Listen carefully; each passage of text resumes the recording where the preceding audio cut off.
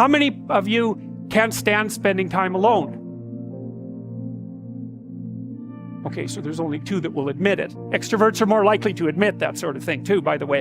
And how many of you like to spend time alone or would rather be alone? Okay, so there's a preponderance of introverts in this class, by all appearances. But that's a pretty canonical question for extroversion versus introversion. Does being around groups of people make you energetic, or does it exhaust you?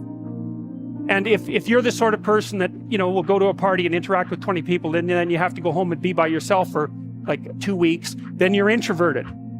Introverts are exhausted by social interactions. Extroverts are the opposite. They're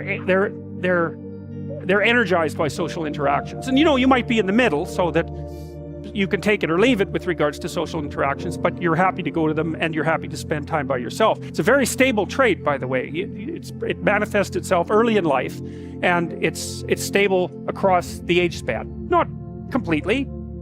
Introverts can learn to be extroverted, and extroverts can learn to spend time on their own. I think that actually your capacity to expand your ability past the initial constraints of your biological temperament is something like the development of character or wisdom. So if you're an introvert by nature and you learn how to be extroverted, then that expands your domain of competence. And if you're extroverted and you learn to be introverted, the same thing. But it's almost like, imagine a distribution of introversion here, extroversion here, a normal distribution. You're set when you're young at somewhere along that distribution with some range around it.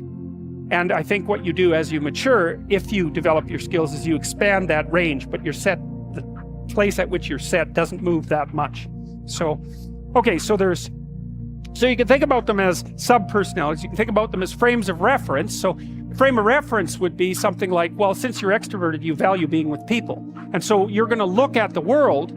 For example, if you're extroverted, you come into a room like this, you think, oh, look, it's a whole field of opportunity for social interactions. And if you're introverted, you think, well, maybe I'll go sit up in the corner and hope everybody leaves me the hell alone. If you found the video useful, make sure to like, share and subscribe. Until then, see you later.